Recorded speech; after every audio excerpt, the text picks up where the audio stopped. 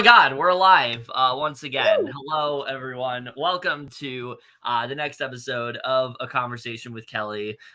So Survivor 43, yeah, it's still going on. We know we haven't talked about it. We haven't exactly had time. You know, some of us were away for a couple weeks. Some of us were busy working fucking morning shifts every day. Like we haven't had time to talk about Survivor 43.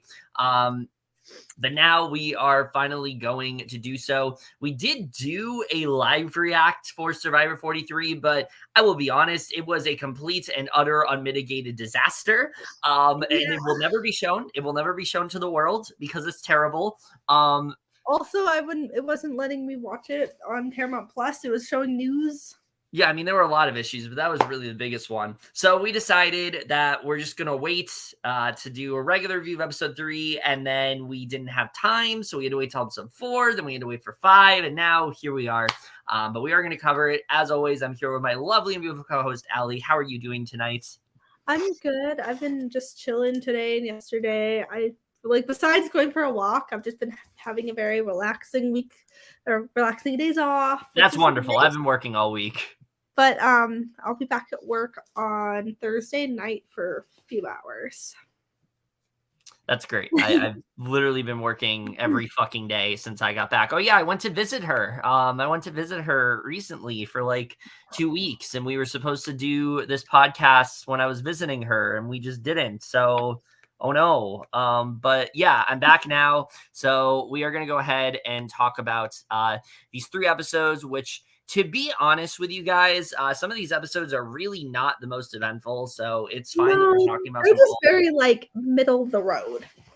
Especially the first one we're talking about, I would say is pretty middle of the road with what ends up happening. But we're going to go ahead and start off here talking about Vesey. We see Cody is very happy with how Tribal panned out and also how hard it was to get the beads. But due to NECA and Jesse, he got the beads in enough time before Tribal, and now it is a full-blown idol, and no one knows except for those 3. So Cody has this idol now.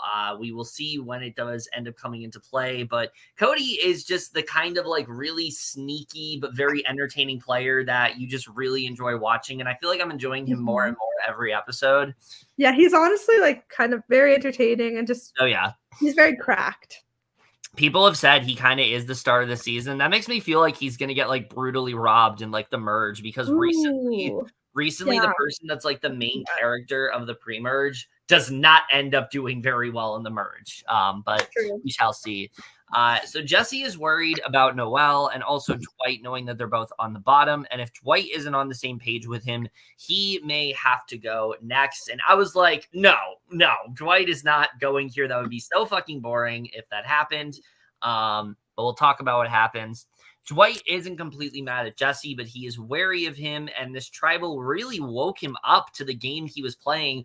I think Dwight is honestly playing a really interesting game right now, where it's yeah, he isn't really in majority at all, but he does have a pretty strong bond now with, he did with Justine, but now he has a pretty strong bond with Noelle, and with Justine gone, Noelle kind of has to rely on Dwight. They kind of have to depend on each other. And I think that puts Dwight in a much better position than, if Justine was still in the game. So while it sucks that Justine is gone, I do think it does actually put Dwight in a considerably better position than he was in. That's true. It sucks that Justine's gone though, because I had so much potential for her. Yeah, definitely. Me too. Noelle really sees herself at the bottom, but she's not going to give up, and she wants to take this time to really get her footing within the game, which we love, because Noelle was my winner pick, and this is a really good episode for her, for sure. We see NECA is talking to everyone about how she wants to go back to traveling. There's a mission team within Nigeria, which helped her be a part of her motivation because she wants to support them even more. They have taken families who are displaced from either the Boko Haram or families who converted from Islam to Christianity. And she talks to everyone how 2 years ago, the whole camp burned down, and she wants to be there to help out. At first, when the camp was burned down, she was very angry, but has been inspired by just how hopeful they all are. This was a good moment, I think, for NECA. You can see that she's somebody that like really is very like compassionate and things like that. But I will say the fact that we're not getting a lot of like game related stuff from NECA, I think made it pretty clear she wasn't going to get very much farther. Yeah, I don't think so either, honestly. Yeah, because it's a lot of like personal content. It's not really a lot of like, you know, strategic stuff. Well, obviously, you won't get into spoilers, but yeah. Well, I mean, I feel like people have seen this episode by now. True. Yeah. But you're gonna talk. But that's everything with Vessi for now, at least until we get to later on. But Aly's gonna talk a little bit about what's going on with Baka in this episode. Oh, right. A lot of interesting stuff going on with Baka at this point. Yeah, they're the crack tribe. Yeah. Apparently the sleepy tribe, because you just yawned. Sorry about that. All right. She's bored of me. It's true. No, I love you. Okay. All right. Janine is talking to Ellie about how much Gabler is struggling without food or water and how they may have to go for him soon. Ellie isn't sure if Gabler is aware if his idol is still active at the next tribal. Yeah, Gabler is just a mess, as we've talked about before. He's so messy, but he's such a character. It's so funny. Really is. He really is. I'm shocked he's still here. I really am. Same. Her and Janine talk with Sammy, and they want to trick him into thinking his idol is dead. Right. Sammy sees through this and how much Ellie wants to run things. He sees through her game. He decides instead to tell Gabler what the plan is. Yeah, this was crazy. I was not expecting Sammy to go in this direction because, at least to me, and I don't know if you would agree, but it seemed like everybody was pretty dead set on Gabler going, and that they all wanted Gabler out.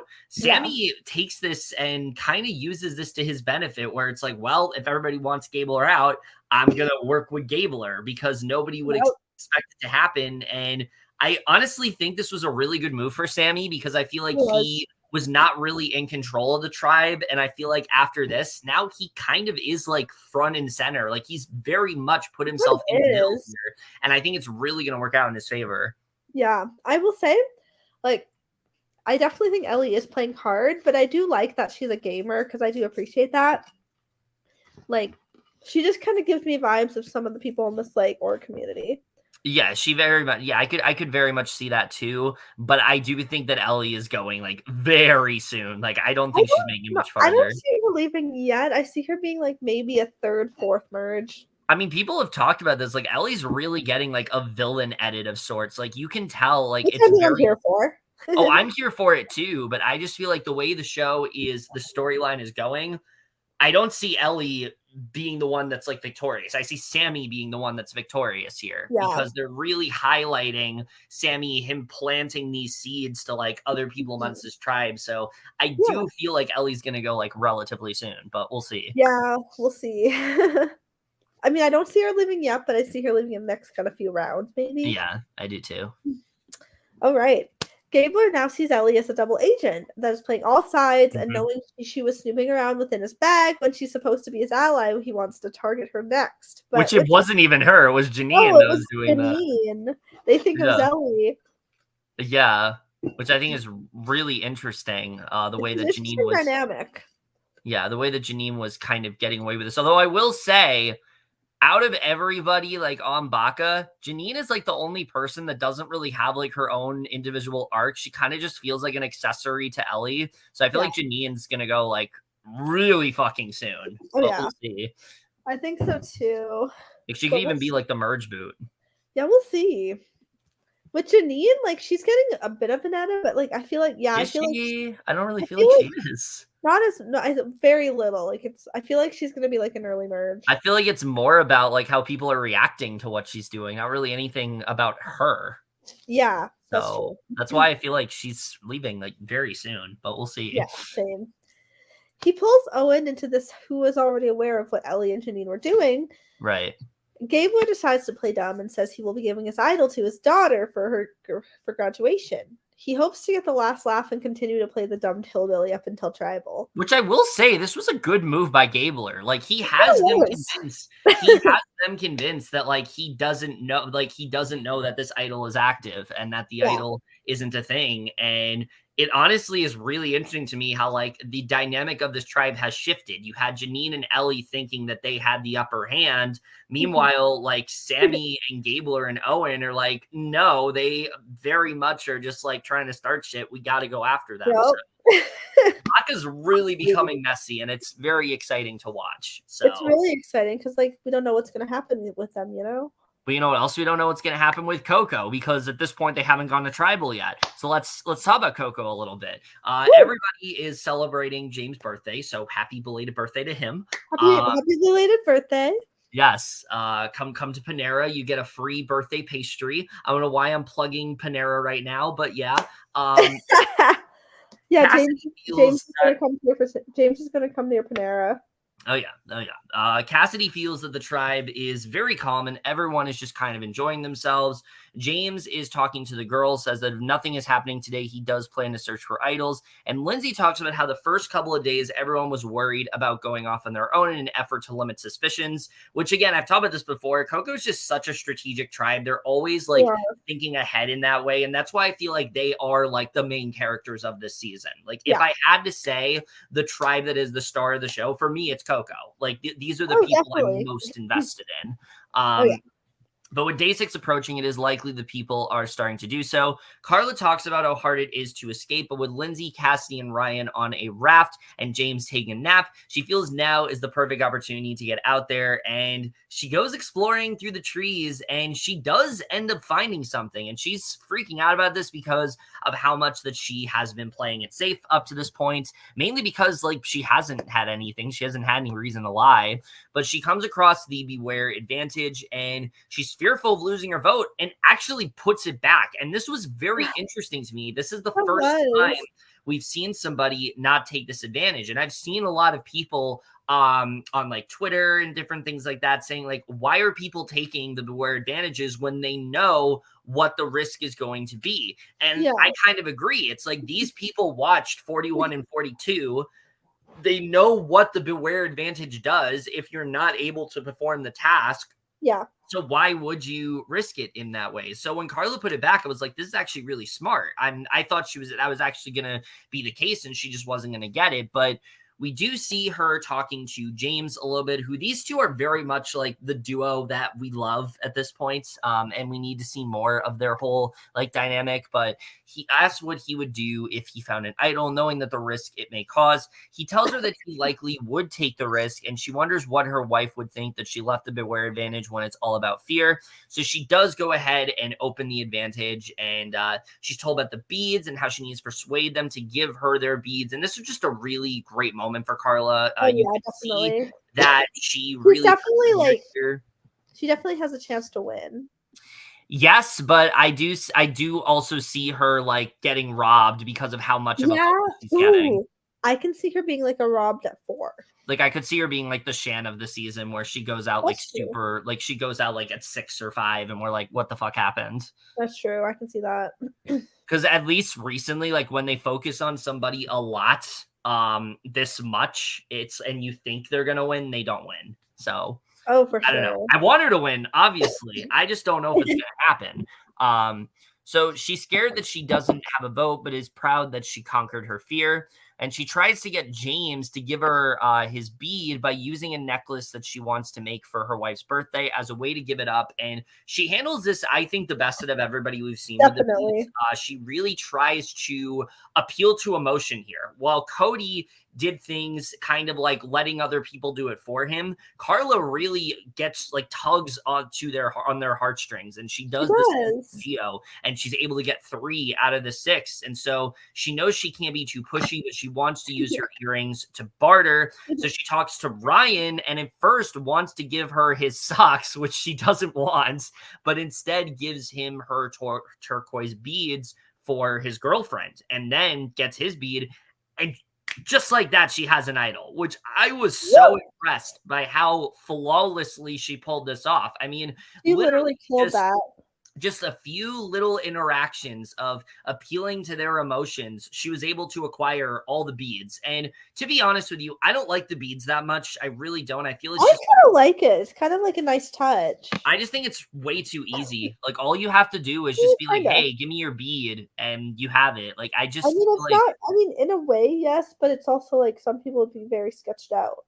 I mean, yeah, I just don't think it's like as exciting. Like, we haven't really seen anyone struggle with it yet. But true. I do really like the way Carla handled this, and I think it's the best inclusion of the beads that we've seen. I'm just personally not a big fan of it right now, but that's just me. Anyway, that's everything going on in Coco. Let's talk about the immunity challenge for this round. Aly, go ahead. All right. For this challenge, 3 tribe members will jump into the water off a high platform, one at a time, then off of a stack of floating crates before retrieving a submerged buoy with a key attached. Once every member has retrieved their buoy, the remaining 2 tribe members will then use the keys to unlock puzzle pieces and solve a turtle block puzzle. Yes. Whoever wins will get a large survival toolkit and a lot of fruit in addition to immunity. Yes. And this was a very interesting obstacle course for sure. It was. It was pretty cool. Yeah. Would you be able to do it? No. For me, it's like maybe not. I'm not built for this shit. Like, let's be real here. But you're amazing. All right. Ultimately, Coco was able to continue their immunity streak, with Baka also winning, which will once again result in Bessie heading back to Tribal. Yeah, this was not too shocking to me, considering how much they were focusing on like Vessi going to Tribal and what was going to happen there. I will say, though, it was kind of boring to watch this. It was like, obviously, Coco's going to win. They've been winning all the other ones, and then Baka winning, cool. But like, I kind of wanted to see what was going to happen with Baka. So honestly, Vessi going to Tribal was the least interesting outcome to me. And it kind of sours some of this episode a little bit. But let's talk about the summit here, because I think this is probably... Oh, well, I wasn't done yet. Oh, right. Before everyone departs, Baka, as the winners of the challenge, have to choose one person from Bessie and Coco to go on a journey. They sent in Noelle for Bessie and James for Coco and Owen for their tribe. Yeah, so getting to the summit... No, you'll be talking about the summit. Yes, I think this was probably the most effective thing we've seen in terms of summit content. There hasn't been a lot this season with the summit that's like played a big role, but this I think played a pretty significant role. We see Owen, Noelle, and James make their way off the rafts and then climb the mountain. Noelle talks about how she was a varsity athlete in high school and her dream was to play lacrosse. However, the next year she was in a moped accident and lost her leg, and she was unsure if she could overcome it, but didn't want that moment to define the rest of her life. She was able to get back on the field and eventually qualify for the Paralympics in Tokyo and place 6th in the world and set a new world record for the 100-meter, and she wants to stop playing scared. And look, I've talked about before how I'm not a fan of like multiple sob stories and episodes, but this one was needed. I mean, I love this. This is Noelle's story. This is what she's all about. And I feel like it was important to show this, because we've kind of been waiting for this. It's like, are we going to get that moment where Noelle talks about her history and things like that? And I like that we really did get that here, because I think this was a really good episode for Noelle. She lets them both in on how the last tribal went, and she tells them that if they are able to throw her a bone this vote, she will have their backs at merge. And this is one of 2 instances where somebody tries to get somebody to hand them an advantage. And I'm going to talk about why this one works and another one didn't. I think why this one worked for Noelle was because of the fact that she was completely genuine in what she was saying. She wasn't trying to like beg them to do it. She just really was in need of something, and they latched onto that. They saw through it. They see how much of a disadvantage Noelle is within her tribe, and so she very much needs her vote. They don't want her to lose it. So they do, in fact, end up giving her the advantage. And she's overjoyed. She hopes to get the big players out for them. And I think this is going to play a pretty big role for Noelle moving forward. I see her definitely working with Owen and James, because this is not the kind of thing that, like, you're just going to forget. Like, we've seen a lot of instances where people... here for this trio. Yeah, we've seen a lot of instances where people meet at the summit and nothing really comes of it in the merge, but I feel like this is definitely going to come into play. I mean, this very much was like Noelle was on her last legs. They could have said no, and they didn't, and they gave her the advantage. And I thought this was just a really great moment for her, for sure. And I think the reason why, again, it worked so well is because she was being genuine throughout the entire thing. And I think it really worked out for her. Yeah, I love this moment so much, and like, she's definitely one of my winner picks right now. Oh yeah, like, just like her story is just very important. I will say I don't know. While she is my winner pick in terms of the draft, I don't know if I can say she is winning the game because we haven't seen her as much as some other people. But we'll see. I hope that it's one of those instances where she's just getting kind of a quieter edit now, and then she's really gonna like come into her own at merge, because I see so much potential for where Noelle can go, especially after this episode. The problem is we just really haven't seen much of her after this episode. So that's why I'm a little unsure of what's really going to happen with her. But we're going to go ahead and talk about Vesey. I will start off, and then you can chime in around right here. This is where you will start talking about Vesey. Okay. So Nneka feels like she let her tribe down, having struggled to complete the puzzle. She talks to Dwight. He seems very unsure of what to do here. And Cody and Jesse are both determined to make sure they don't go to tribal 3 times in a row. And they feel that Nneka may actually be the person that they have to target with how much everyone else has proven themselves within challenges. Cody also feels they made a mistake getting into an alliance with the least physical player on the tribe. However, he knows that she won't go against them. This conversation was honestly kind of infuriating to me. It's like you pull this person in, you want to use her to your advantage. You talk about how nice she is. Jesse has a whole segment where he talks about how like she reminds him of like her mother and things like that. And then they're like, Jesse was very frustrating this episode. Yeah, and then they're like, oh, well, I guess we just got to go for her because she's like the weakest link on the tribe. And it's like, no, I don't think that's what they should be doing. I think realistically, Jesse should want to go for like Dwight here because he knows that Dwight like wasn't on board with like what happened. And I don't think going for Nneka this round, I don't think this was the time to do it. I feel like the time to do it would have been like the next time they go to tribal. Like now I feel like, yes, Nneka is like a weak link of sorts, but I feel like that's something where it's like you just gotta you really gotta think about like what works best for your tribe. And I just feel like going for Nneka is like a really fucking boring move, and that's unfortunately what happened here. And yes, sometimes the boring move is the right move. I understand that, but just the way Jesse and Cody went about this, I just wasn't really a big fan of. It's like you want to cut your alliance member already. I don't really know. So Jesse feels conflicted over what to do, especially because, like I talked about, he sees Nneka as his mom, which is hard for him because of his mom passing away. He talked about how his mom had like this open door policy and was a very selfless person, and Nneka has those same qualities. So in a way, it feels like he is voting out his mom, which is terrifying. This was a good moment for Jesse, but I will just be honest in saying I don't feel like the way they are depicting Jesse, I don't feel like he's winning this game. I'm just not super confident. I feel like he could be like an early merge.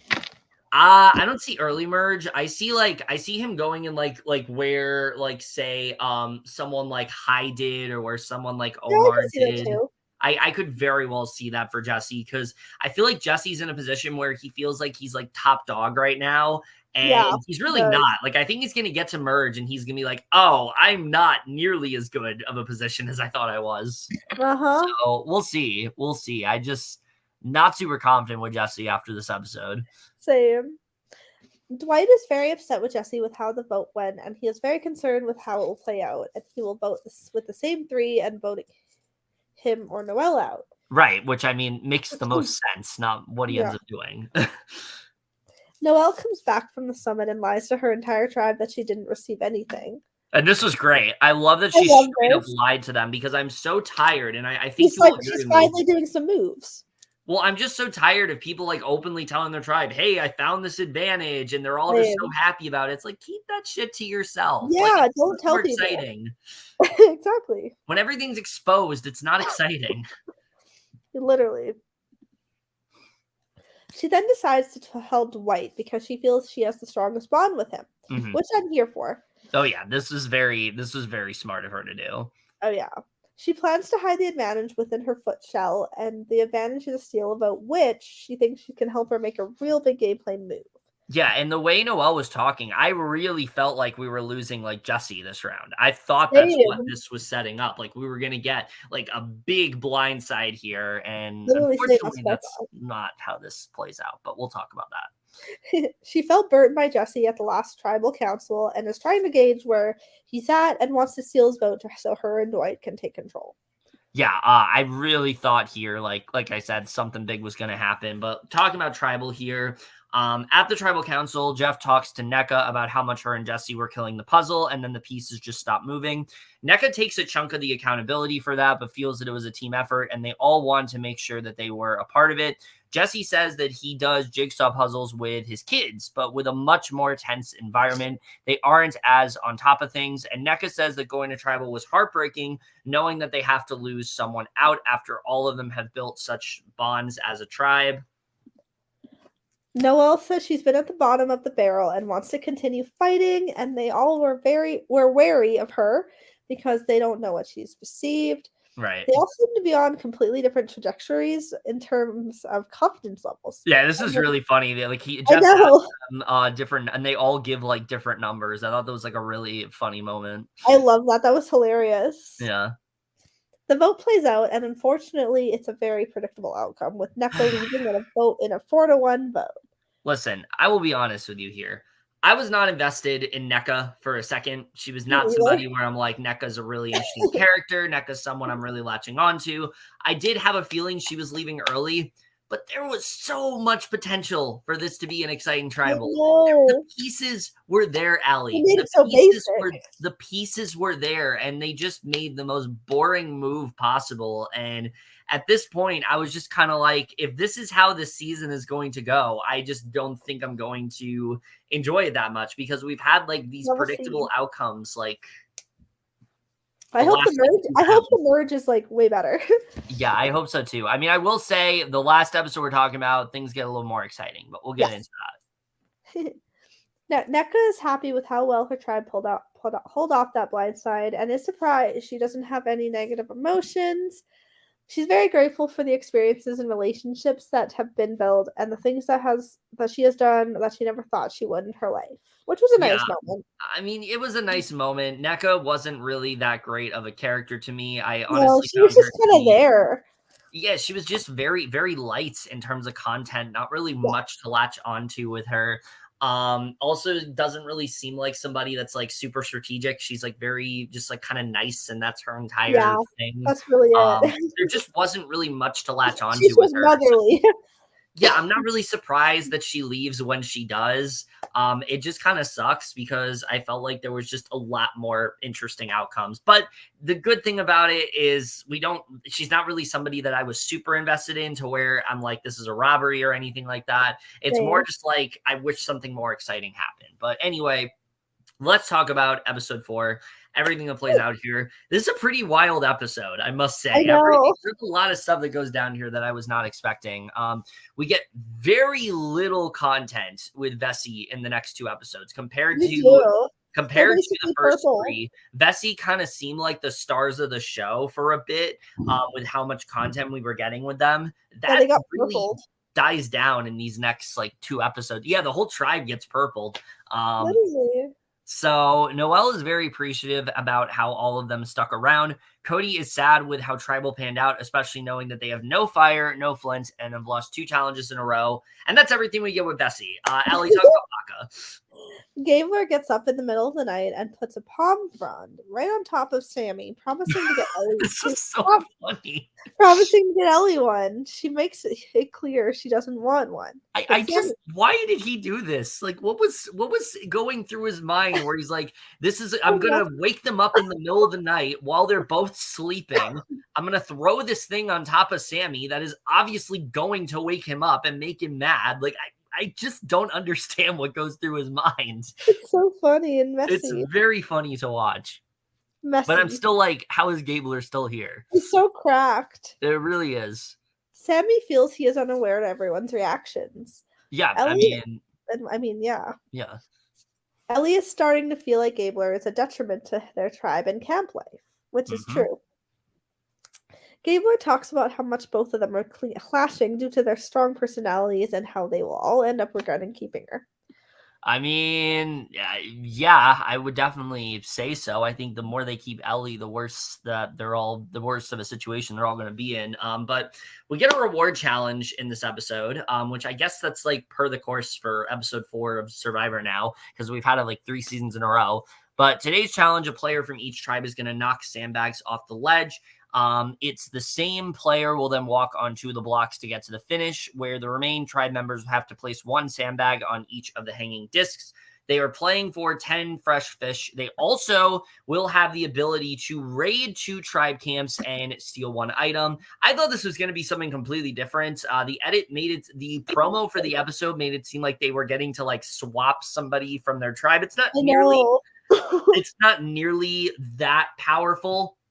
But I will say this was very entertaining to watch, and I hope we get to see it again. Like, this is one of the few twists they have implemented this season that I actually really like, and I hope we get to see it happen again, because it was honestly very exciting to watch. Ellie sits out for Baca, James and Lindsay sit out for Coco. Vessi ends up winning the reward fair and square and are very happy to finally have food to divulge in. They're then told that they can take any reward. The other tribes will have won a fishing gear or toolkit, pot or machete. The only thing off limits is the flint, and we get probably the most exciting outcome possible with this, where they're all enjoying food, and Cody volunteers to go over to the other tribe. So you know it's going to be entertaining that Cody's going over there. Dwight talks about how everyone sees him as a wild card and is unsure what he's going to say, as do we, and that's why Cody's fun to watch. You never know what the hell's going to come out of his mouth.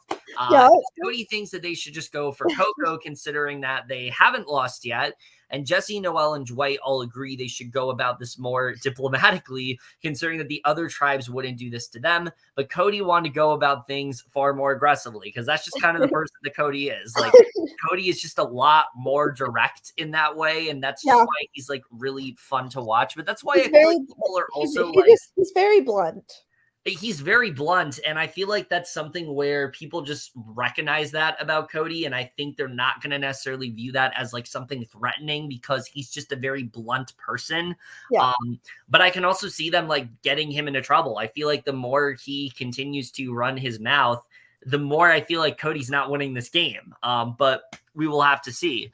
I will say I do think Cody makes FTC. I do think that happens. The way they are showing him, I feel like he makes. I can see him getting like maybe 0 or 1 vote. Yeah, I feel like he's a 0 vote finalist, but we'll see. Cody decides to go to Coco and attempts to steal the machete, which everyone is against. So like, no, you're not taking our machete. That's ours. You're not doing that. But negotiates that they need something to help his tribe survive. He does a whole sob story, which I thought was so funny to watch. Oh, yeah, that was great. They let him take, and he literally gets them to have him take the fishing gear as well as some of the fruit. And Carla's like very onto Cody after this. She doesn't trust him at all, especially with how he came off. And like once they're on like merge or something together, she's gonna. Those two are gonna go hard for each other, and it's gonna be so fun to watch. I'm very honestly like this rivalry is just going to be iconic. Oh, I'm very excited to see how that plays out, because I feel like Carla is like super onto Cody, and so the second that they merge, she's gonna be like, yeah, Cody's somebody that I'm threatened by. We got to go for him. And I feel like people are like not gonna be as inclined to do that, because I think people are just recognizing like that's just kind of how Cody is. But she feels played by him, and just what a fun moment when he's on that boat and he's like, woohoo! I was like, oh my god, this is just so entertaining to watch. I know. Easily one of the best moments of the season so far. I love this so much.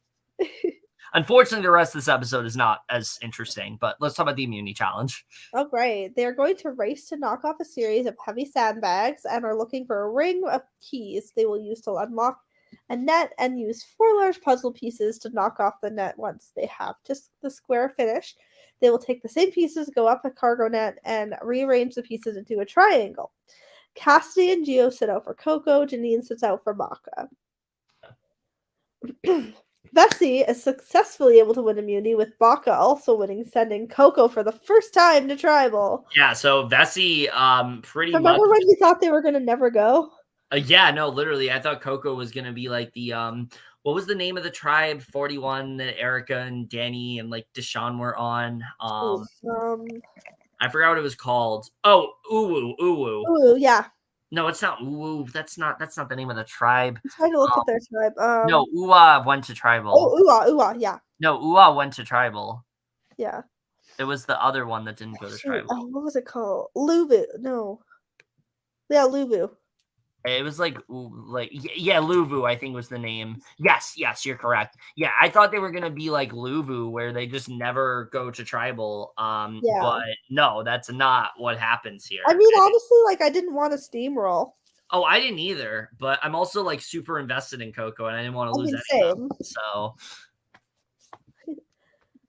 it turns out Baka and Bessie were helping each other achieve the win. Yeah, which this was really interesting to watch. They literally were like helping out each other to knock out Coco, which I don't. They just wanted them to have. They just wanted them to lose someone. Yeah, in the seasons I've watched of Survivor, which are only 2, mind you, I don't think I've seen something quite like this. I'm sure it's happened before, but this was really interesting to me. It was funny. Cassidy is asked about this and says that they are uniting together as the losers and they wanted to knock Coco down from their pedestal. Which, I mean, it makes sense. I'm also saying I'm so happy Cassidy's getting more airtime. Especially the next episode. She gets a lot more to do. Oh, yeah. Woo! So we see Ryan talks about how this is the first time that they've had to scramble. And we're talking about Coco now.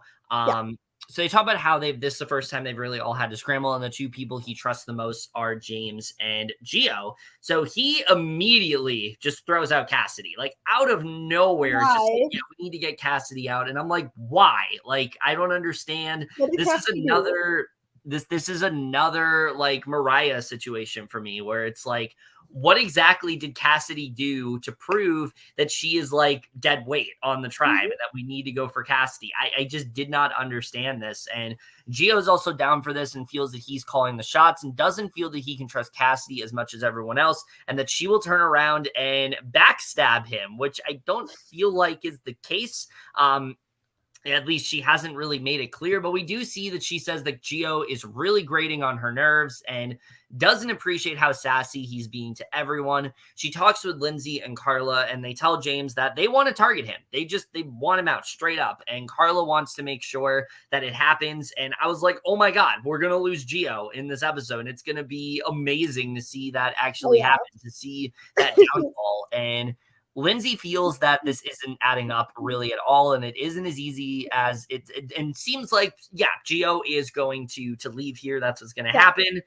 But then Lindsay suddenly feels that this isn't adding up and that it isn't as easy as it seems. And she's feeling paranoid for some reason, despite her name never being thrown out at any points in this episode. What is she doing? This was so out of nowhere to me. And the thing that really confused me about this is that the way that Lindsay has been portrayed, has seemed like she's pretty level-headed and that she, doesn't let these things like get to her. But this was like really like getting to her here. And she feels like basically she says that she would be targeted due to how strong she is physically, socially, and strategically. And I'm like, Lindsay, stop. Like you're literally trying to put a target on yourself here. Totally. She tells the girls that she doesn't trust Ryan because of how much he doesn't strategize with her. And she expresses to Carla and James how she feels paranoid and will come for them if they're lying to her.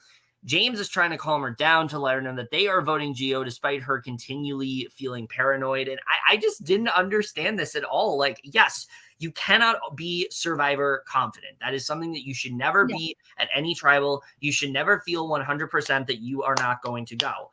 But when you are in an alliance and you have people that you've been talking to for all these days and they have reassured you that they are on your side and you all collectively have agreed on getting somebody out, that should probably be an indication that you're probably okay and that you're not going to go. So I just don't understand where Lindsay was coming from here. Like, what caused her to feel this sketched out about everything? Yeah, she really let the emotions and get to her.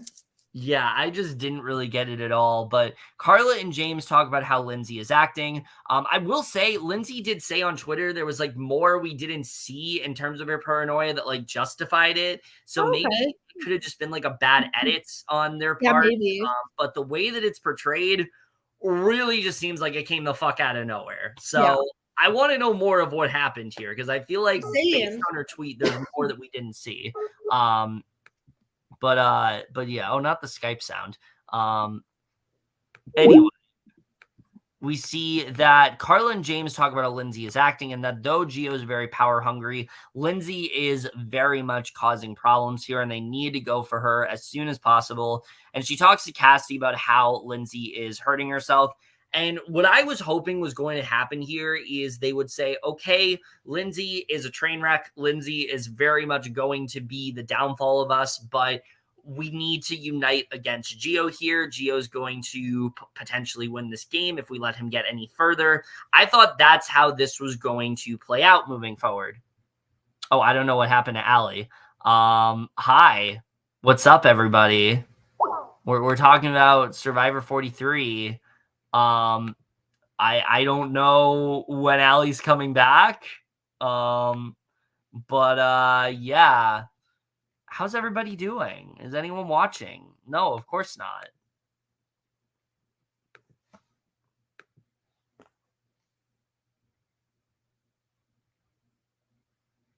Okay, she said the connection messed up, so she'll be back at some point.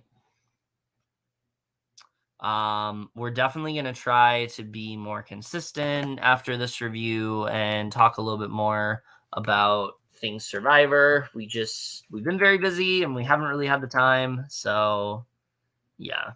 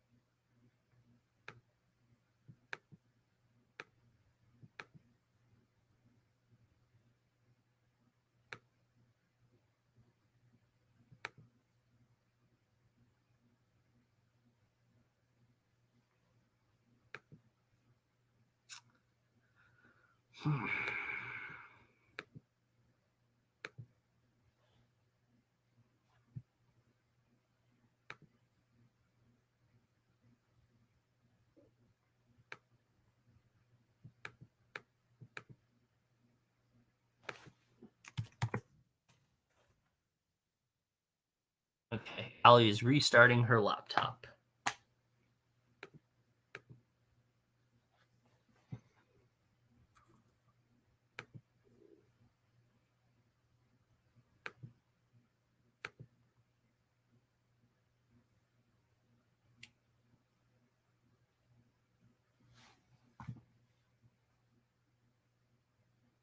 We got a lot of cool things planned for upcoming weeks. Eventually we'll do a Big Brother 24 podcast. I don't know when we're going to get around to it. PLL Original Sin, we're doing a podcast on that at some point. I don't know when, but we're going to do that. Yeah. Oh, also, the last one more week to apply for Applause Survivor Best of Both Worlds. It's going to be a fun season. We worked really hard on it.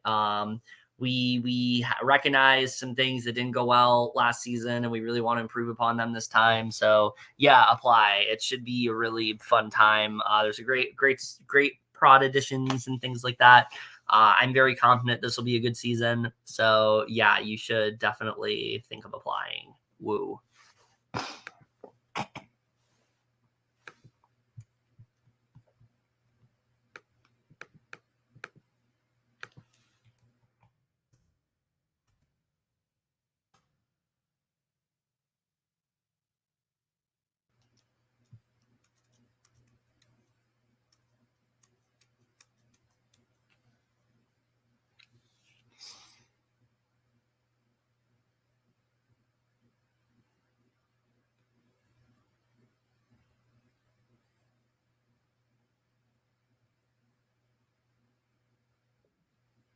Okay, she's back. Oh my God. Oh, Hello. Hello, can you hear me? Yes. Why does the internet always go out when people are on StreamYard? I have no idea. It's really funny. Yeah, but where were we? Oh, we're gonna talk about the tribal Right, the episode 4. tribal. Did you finish talking about that stuff? Yeah, so I was gonna say I was gonna say that I thought what was gonna happen here was they were all gonna realize like Gio's a big threat. We gotta get him out. We can go for Lindsay and deal with that whenever, but Gio is who we gotta unite against, and that's not what happens exactly. No.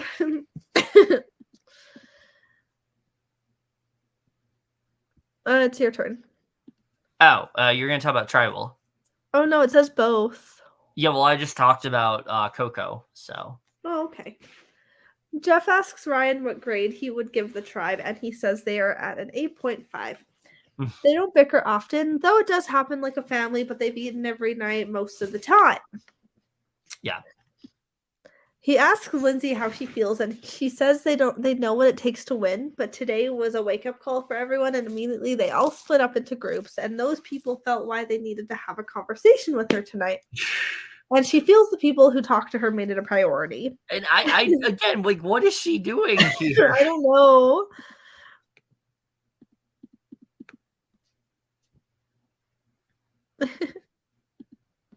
Hello?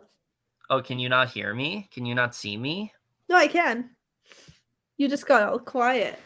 Oh, I was waiting for you to continue the next line. Oh no, you were talking.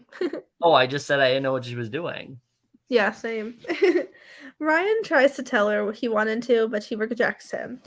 Gio compares the Flint being taken away by Jeff to a parent taking the TV away. Yeah. That was funny. That was funny. Gio's entertaining, but he's not very good of a player. He's really not. Carla says there was a natural scramble, and Cassidy talks about how much the game can change and how the only thing that can confirm it is the vote. Yes.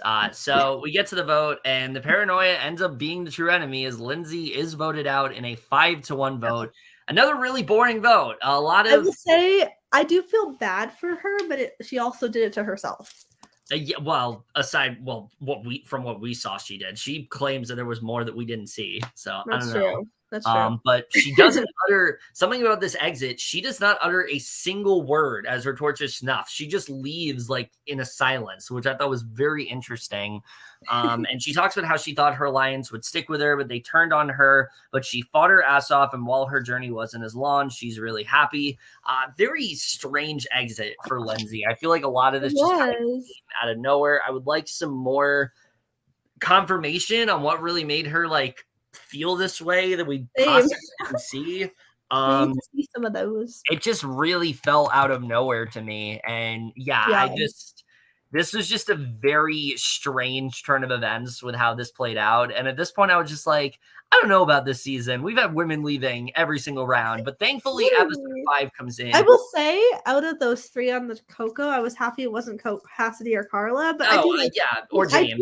I do like Lindsay, but she was my least favorite out of the 3. I agree, but I really did want to see that 4 like just run the game. I was very excited to see that happen, and the fact that it didn't, I was a little disappointed. But thankfully, episode 5 comes in and gives us a little bit more hope, gives me a little bit more of faith that this will actually turn out to be a pretty good season.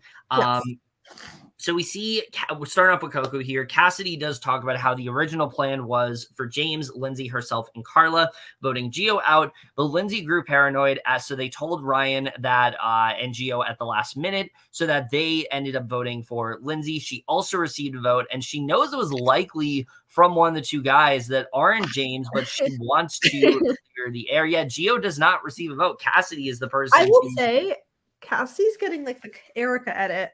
Yeah, Cassidy, I will say. Like her and Noelle are my winner picks right now. Cassidy's very much the main character of this episode. And I was very happy to see it because I was kind of counting her out for a little bit. I was like, I don't know. Cassidy's not really getting much airtime. But that really changes in this episode. I thought she had some really great moments here. She did. I'm so proud. So she says that she wants to clear the air, and she actually talks to Ryan, and he says that it wasn't him. Gio straight up tells her, yeah, it was me. And I'm like, what are you doing telling her this? And he tells her that Ryan came up with the idea that if Cassidy is giving Lindsay information, that they should put one on her and the rest on Lindsay. And she is displeased to hear about this and that they think that they have the numbers. She is biding her time until she can pay them back. And she gets to pay them back in this episode for sure. So she knows the game is about choosing battles, but she wants to figure out who wrote her name down. And Gio doesn't feel that Cassidy trusts him very much. I wonder why. Maybe because you fucking told her you voted for her. Like, I don't know. She doesn't trust you. Yeah, literally. He thinks it's fine because he has the numbers and feels that she's completely on the outs. And Gio is just so cocky in this episode. He's so cocky. Certain that everything is going to go his way. So certain that Cassidy's going to go out. Everybody wants Cassidy out, even though he hasn't really confirmed with everybody that everyone wants Cassidy out. He just assumes that, yeah, she's the vote here. Which was interesting to me. But Cassidy talks to Carlos says how sassy Gio is with her, and says that they should let them think that they are the kings of the castle and that they feel and let them feel comfortable. And Carla wants their egos to be stroked and that people make mistakes when that does happen. This was definitely really fun to watch, seeing how sure that these two were that everything was going to go their way. And well, we'll talk about what happens, but we do get a little bit with Baca. It should be noted, Vessi has no content in this episode. They don't. There's not one moment in this episode where Vessi, we don't even get to see much with Cody. The entire tribe is purpled in this episode, which was very interesting to me. I'm wondering why we didn't check in with them at all, but I would assume I don't know, because Baca's really becoming like the messy tribe here. Like, if you want to talk about just the tribe that's like easily the most like interesting at merge, Baca's the one to watch out for, because holy shit, what we get in this episode with them. Which, Aly, why don't you go ahead and talk about it? All right. Aly says every time her and Janine have some time alone, they are looking everywhere for idols, and as they are walking, they see a tree and are confident something is there. Right. Janine then finds the beware advantage, which I was shocked about. I was like, I was not expecting her to get that, especially because, like I said, I don't really feel like Janine has had a massive presence this season. Her entire arc has really just been like, I'm close with Aly, and like people see me as a threat because I'm working with Aly. Like, that's kind of it. There's not a lot to latch onto with her. And I thought maybe this episode we would start to peel back the layers a little bit and really start to see the kind of game player that Janine is. And we don't really see that in this episode. I still feel like Janine is going very soon because of this. I think so too. I see her being like a first merge. Yeah, honestly, I feel like she is going to be the merge boot because of just how little, because if you remember, like, as much as we love Lydia, they didn't really do anything substantial with her in the show. That's true, yeah. She had some potential with some people, like her and Hai and their friendship and things like that, but it wasn't really like a major factor in the show. And so while it was shocking to see Lydia go at first, in hindsight, it kind of made sense because she didn't really have like a lot on her own. And so I feel like Janine is kind of getting a similar edit. And because of that, I feel like she's out the door next week. Definitely. Aly assured her they don't even need her vote because of how set everyone is to vote Gabler. Which again is like, she's so confident right now. And it's honestly really funny to watch. I know. Like the way Gio's so confident, Aly is like that here. Yeah, except Ellie's not cocky about it. I mean, yeah. She just feels like she's running things when she's not. Janine feels the tribe dynamic for her as she feels secure in her alliance with Aly and Sammy. Owen feels he is with them, but she feels he is a very nervous player. Meanwhile, Gabler is getting on everyone's nerves. However, the only complication is that he has an active idol, but feel they have all convinced him it is invalid. I don't know about that. Nope. Which oh, go ahead. What were you saying? Oh, nothing. No, you can go ahead. No, it's in regards to what you're going to talk about next. So I'm just going to, Oh. yeah. Janine opens up the advantage and plans to not tell Owen about this advantage, and as she says that, he walks by. Which was so funny. It Oh my was so God. funny. I was like, Janine, you are fucked. Like, She's, this like, is so bad. done after that. He plans to work with Ellie and Janine because that gives him more options moving forward, and he gives her his bead as a symbol of trust. I don't think that this is going to work out for Owen. I really don't. I feel like No. Sammy very much has the numbers, at least from the way they presented in this episode. I feel like Sammy very much has like the rest of the tribe like against Ellie and Janine. And I feel like as much as Owen wants to work with them and kind of play both sides, I don't think he's going to be able to, and I could potentially see it biting him in the ass because of it. I think he needs to be just as close with like Sammy and Gabler, and he's really not. Yeah. Ellie tells Sammy she found it, and he says he wants to act pleasant with this, but he's been trying to plot against them. So now everyone knows what they're doing except Gabler, who had no idea what was going on. I love just like how shocked he is about everything. Like Gabler's so clueless, and I love it. It's so funny. I really thought he was gonna annoy me, but honestly, he's just like the lovable doofus. Like that's the best way to describe him. Janine says she wants to make a bracelet, but she wants a little bit from each of them, so she wants to grab a couple of beads to do so. Right, and I talked about how good Carla handled things in last week's episode. I don't feel like Janine does a lot here. She kind of just gets things handed to her. I think so too. Gabler says he is saving one for his daughter, which Ellie feels could be an issue, but she convinces him and trades her for it, so now she has an active idol. This was so funny when Gabler's like, oh, I just gave her a fake idol, and Sammy's like, no, it's real. He's like, that's a real idol? It's like, I know. Sammy so... explains this to Gabler, who is confused at first, thinking it was fake, and he feels the game has changed dramatically, not in his favor, because now she can give her idol to Ellie, which could absolutely ruin his plans. See, here's the thing, though. I don't think she's going to, because I really do feel like Janine and Ellie think that they're in this spot, and they're going to get to merge, and they're going to just try to pit everybody against Gabler and talk about how Gabler isn't doing anything. Gabler isn't a threat. But the problem is with that, because we know merge is next round, when you say somebody's not a threat, that means that they should not go for them. And so I feel like Sammy is doing the better job at this point. He's got everybody fully against Janine and Ellie. Like, we got to get these two out, whereas Janine and Ellie think they have everybody against Gabler, and that's just not the case. And it's not really because of anything Gabler's doing. It really is just because of the really great work that Sammy has put in. And I feel like Sammy is going to get considerably far because of it. I'm honestly very impressed by a lot of the work he's been doing. And what also is impressive to me about Sammy is we've talked about before how usually the players that are relatively younger, they don't tend to do very well. Sammy is kind of changing that narrative. We're like, he's 19, but he's really good at this game so far. And I'm honestly very impressed by...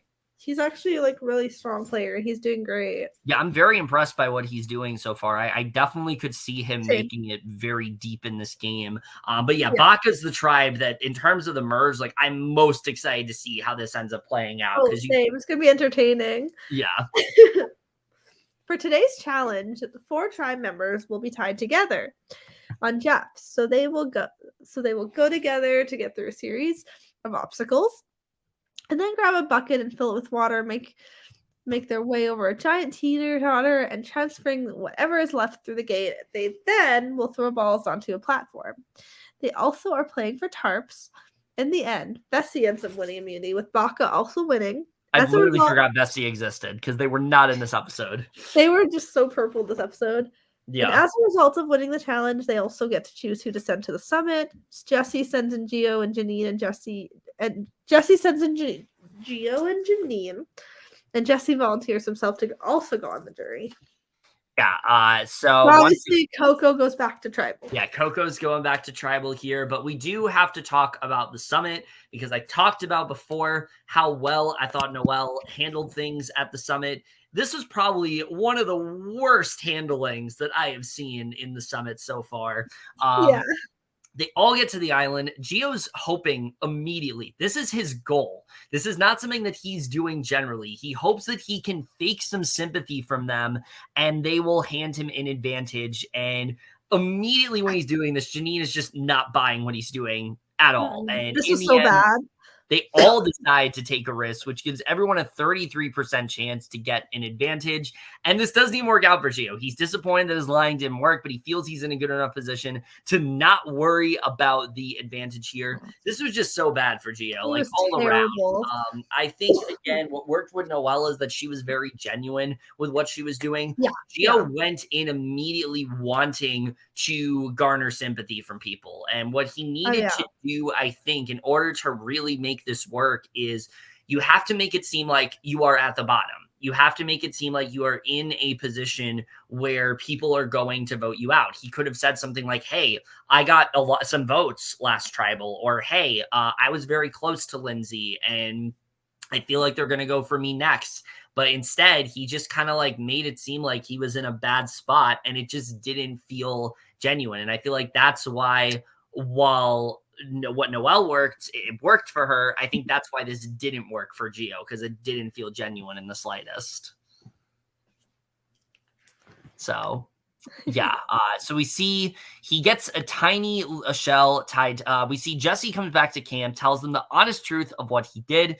He gets a tiny shell tied together, opens it with the rest of the tribe, and has a lot. And he's told that he risks and he lost, which means he has also lost his vote at the next tribal. So the next tribal, Jesse, which is the merge tribal, Jesse will not be voting, and that's very interesting to see. Because it's so interesting to see. Because Jesse he thinks in this power position and he has no influence on the next vote. So who knows what's going to happen there? Could potentially result in him going. Who knows? Janine also wins nothing and has also lost her vote. And that makes me even that much more certain that Janine is going to go next week. Me but too. We'll see. Nervous. So she just goes ahead and tells them the truth. Sammy feels that this was not a good move for her, especially with how much everyone knows about what she did. So she further pit everybody against her here. Really not great for Janine at all, but checking in on Coco, we see Ryan apologizes for being so close to the end of that. In reality, he actually threw the challenge because it looked like he was really trying and looked upset. He knew they wanted to win, but he's hoping to go to tribal and vote Cassidy out. This is now the second time we've seen this happen. We saw this in 41. Danny attempted it in Luvu with trying to get Erica out and failed. This time they succeeded in throwing the challenge. And I think this is like all-time worst moves in like Survivor. I haven't seen a lot of seasons. This has to be one of the worst moves. I mean, they literally are just throwing a challenge to vote somebody out. It's not because they themselves feel that this person is like a threat to them. They just want to vote this person out. And I think this is absolutely just like an asinine thing to do. There was no reason for Ryan to throw this. And the way that he's trying to pass it off is like he generally feels upset was so bad all around. Ryan was so bad this episode. And I do not see him winning in any combination. Like, I just do not see that happening in this. Yeah, I don't think so either. No, one, I don't think he's had enough content. Two, I feel like Ryan in general, just people don't really respect his game right now, especially after this week. No, not at all. So he really ruined Cassidy immediately that the vote is on him to make her feel comfortable. I think this was his biggest misstep. I honestly do. Terrible. I think if he tells anyone other than Cassidy, this might actually somewhat work in his favor. But because he immediately goes to Cassidy and he's like, yeah, the vote's on me. Cassidy's able to see through this like immediately because James tells her the truth, and James really shows like how good of an ally he is here. I feel like James is going to get really far in the game because of it. So he tells her to take a deep breath, that they have 3 votes and can put them on Gio because of how comfortable that he is. And she asks what would happen if he got an idol for 1 round only. And James says to not worry about the what ifs. And he knows that they can, in fact, trust Carla and that Carla is on their side here. And so basically Cassidy wants to vote Ryan because of how less of a risk that it would be. And she feels that Gio wouldn't use anything on Ryan because she doesn't think he has any worry that Ryan would be voted out. I kind of wanted Ryan to go here just because it'd be really fucking funny that he that would have been hilarious challenge and then he ends up leaving and basically shot himself in the foot without even knowing it. So she goes to him, says that he's frustrated because of the challenge and he's worried as a result and how people have been treating him since. And he says he would rather her vote him out, and she sees through just how noble he's acting here. Again, Gio, just terrible acting all around. This was not convincing even for a second. He was just really, I think, overdoing it with the emotions here, and Cassidy saw through it almost immediately. She tells Carla they should just switch it to Ryan because of how much he feels she is the easy vote, and Carla champions him for playing it up.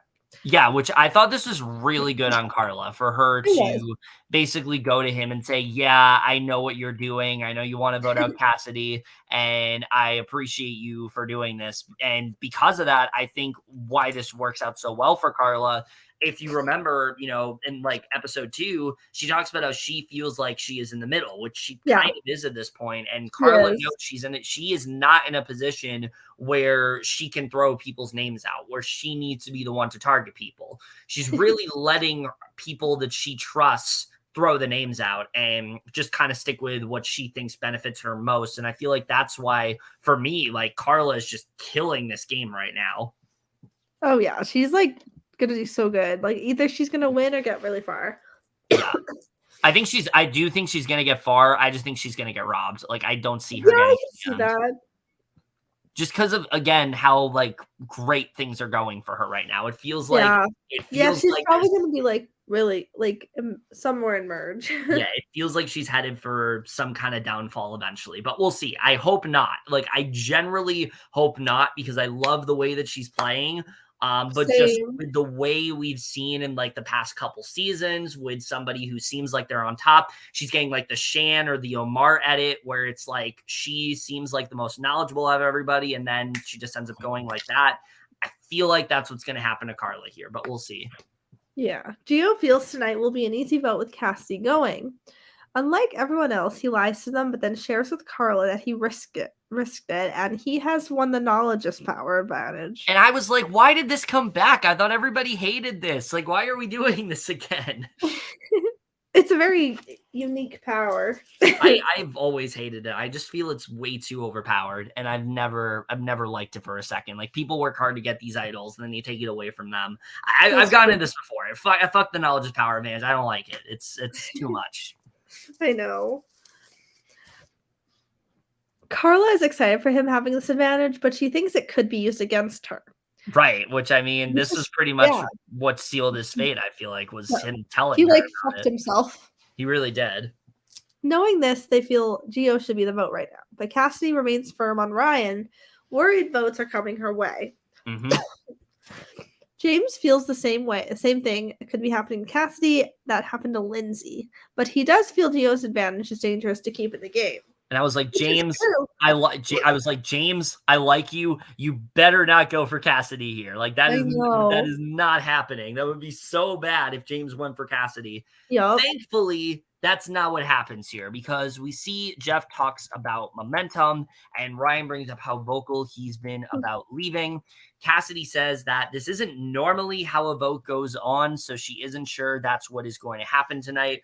Really just showing that, like, this is bullshit. Like, something fishy going on here. You can really see how Cassidy's, like, seeing through everything that Ryan is doing. The star of this episode. It really is. Ryan says that he has always been a giver, and going out that way isn't something that he's ashamed of. Carla hopes that this is an easy vote because it doesn't really complicate things that much. And the vote goes down, and it's not unanimous. It's actually a 3-2 vote, with Gio getting blindsided and is the next person eliminated from Survivor 43. Finally a man leaves. And honestly, I think Gio had a really good like pre-jury arc here, like pre-merge arc, because he started off as someone that I thought had legitimate potential to do really well in the game, but he just got way too cocky and things were just going his way. Very well. He thought he was in a position where he knew what was going on, and he underestimated people. And I think that's what really hurt him. He talks about getting blindsided as part of the game and how he's happy with how he played, but he does feel that he played a little too hard, but also feels that it's pointless if you don't, which I would agree with. I think that's definitely true. If you play, you should definitely to some degree want to play hard. You want to fight for, your life to stay and things like that. But yeah, this was very exciting to watch. I was happy to see that we finally got season's getting a little bit better. Yeah, we got something a little bit more unpredictable here. And I do feel like we are headed for potentially a very intense merge, especially with how things I can't wait. Which let's just talk about the dynamics a little bit in terms of these tribes. Talking about Baka, you have kind of everybody against Ellie and Janine right now. Owen's kind of trying to work with them, but I don't think it's going to work, whereas Sammy has them convinced he is working with them, but he's actively plotting against them, and it's really working out for him. I would say Sammy is probably in the best position on that tribe right now. And probably... I feel like, with Baka, the one in the best position is probably Sammy. And the one most likely to leave is Janine, I think. Yeah. Bessie, I'd say, I feel like it's either Dwight or Jesse leaving next. I think I don't see Cody or Noelle leaving. No, I don't think they leave. I think the person that leaves on Bessie is probably going to be Jesse. I just feel like that's likely where that's headed, especially with Jesse losing his vote does not really seem to be boding well for Jesse. And if Dwight wants to make like a power move and he's like, hey, Jesse's got to go, Jesse can go there. So we'll see what happens. And then on Coco, I feel like the person leaving would probably be Ryan. Oh, I think it's 100% Ryan. I think he has very little room to give at this point. I honestly Carla, James, and Cassidy are kind of a trio. I wouldn't be surprised if Ryan just goes in the next episode because like Carla is able to pit everybody against him. But it is important to note there's going to be some kind of merge twist. They hinted at it in the episode. I'm not excited. I'm not, because we know how the hourglass turned out. I'm nervous for it.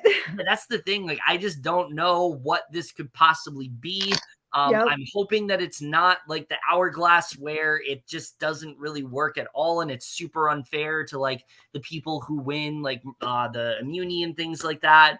I don't really know what's going to happen. I just assume that it's probably going to be something we don't really like because a lot of these twists have not been very good. But we'll see. I hope that it turns out to be something a little bit better than what we got. Like I said, I actually really did like the idea of like taking an object from another tribe. I think there's a lot of tension there. And I mean, Carla's like firmly against Cody's. I think that's definitely going to be something to watch out for in Merge. I just really hope that this is one of those seasons where we look back on it and we say, okay, it started off a bit slow. It wasn't super interesting, but once we got into Merge, the momentum happened and it just kept going. And I really hope that this particular episode is really just setting the precedent for this season because I really like this cast a lot. There's honestly nobody at this point that I'm like, I don't like them. I don't like seeing them. I don't want to see I honestly don't dislike anybody. I think everyone's like, everyone's just like someone I enjoy watching on this season. Like, obviously, if I had to pick someone I'm not like as into right now, would be Jesse because he's kind of been frustrating, but I don't dislike him. I'm not super into either of them right now. But I don't dislike him. Like, I don't dislike anyone. No, I wouldn't say that. Like, there's no Jonathans or Torys this season, which is great. But I wouldn't say this is nearly on the level of 42 right now. Like, that cast was just a lot more impactful. And this cast isn't quite on that level, but I hope that this merge makes it a little bit more exciting. But we will have to see what is happening. I do not want this video to run for too much longer, but Aly, if you want to promote some things before we head out here. Oh, right. Stay tuned for some season reviews coming up, like The Mole and PLL. We're going to get them out eventually. Obviously stay tuned for more Survivor. We'll cover this week's episode. We'll probably have a guest or a couple guests. Yes. Like we were going to have Sam and Grace on this episode, but they've just been so busy. So we'll probably get them. We'll probably get them like soon. Also support Grace in CTC. She's in final 2 finales tomorrow. She's gonna win. We hope, but we'll see. Yes. And also support Jessie in Spellbound. Yes, always. She's gonna win as well, and support Kevin in Wheel of Terror.